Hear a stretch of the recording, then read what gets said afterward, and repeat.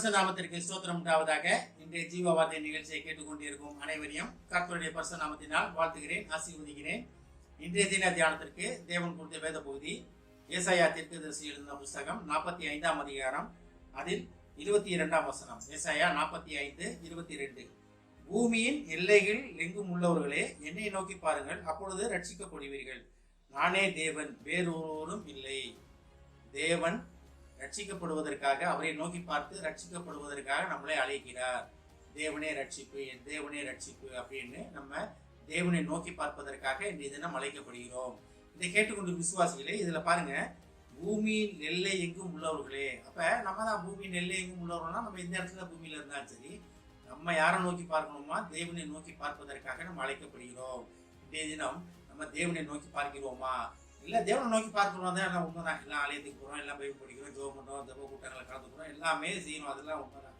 அதில் செகண்ட் தாட்டே கிடையாது. விசுவாசிகளாய் அதில் யார் மேலேயும் சந்தேகம் கிடையாது. ஆனால் தேவனை உண்மையிலே தேவனை நோக்கி பார்க்கிறோமா?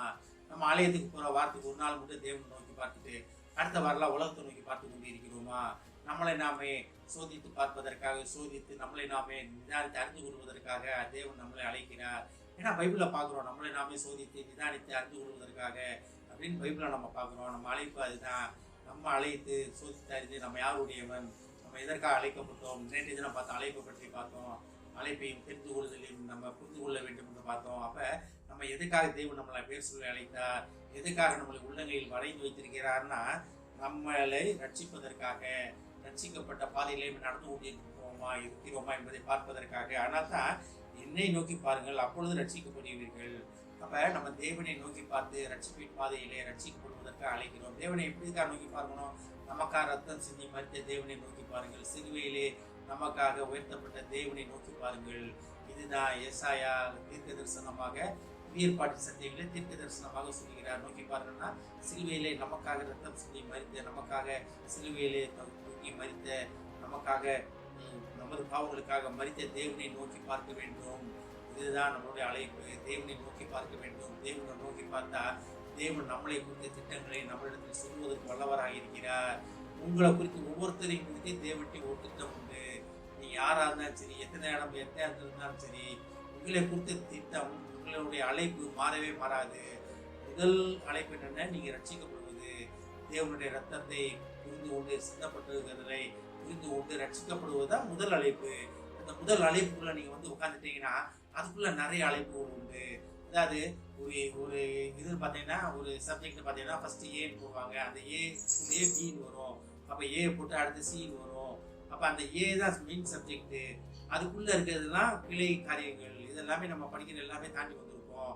அப்போ ரட்சிப்பின் பாதைக்குள்ளதான் உங்க அழைப்பு இருக்கிறது, உங்க தெரிந்து கொள்ளுதல் இருக்கிறது, உங்க ஊழியம் எல்லாமே இருக்கிறது. எதுல இருக்கு? அழைப்பு உள்ள இருக்கு, தெரிந்து கொள்ள ரட்சிப்பில் இருக்கு. அப்ப அந்த ரட்சிப்புக்காக என்ன சொல்றாரு தேவன்? அவரை நோக்கி பார்த்து ரட்சிப்படைய வேண்டும்.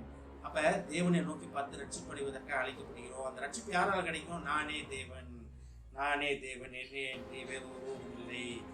தேவனை தவிர ரட்சிப்பதற்கு தேவன் ஒருவர் தான் வல்லமை பெற்றவர்.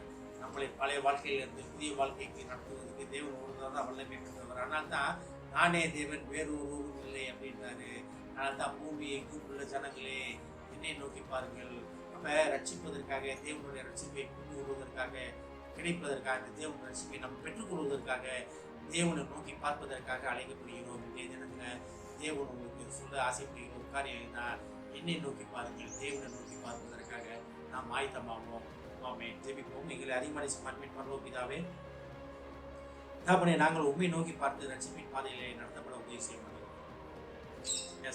நீரே தேவன் என்பதை அறிந்து ஆண்டவரே, இதை கேட்டுக்கொண்டிருக்கும் ஒவ்வொரு விசுவாசியும் ஆசீர்வதிக்கிறோமாப்பா, ஒவ்வொரு குடும்பத்தையும் ஆசீர்வதிக்கிறோம் ஆண்டவரே.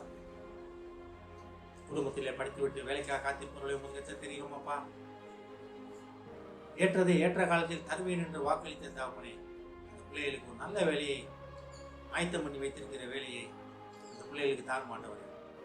அந்த இடத்திலே அவர்கள் உண்மையான சாட்சியாக நடக்க உதவி செய்வாங்க. உண்மை முத்தவும் உள்ள ஊழியக்காரனாக அவருக்கு கிடைக்கும் வேலையிலே இருக்க உதவி செய்வாங்க.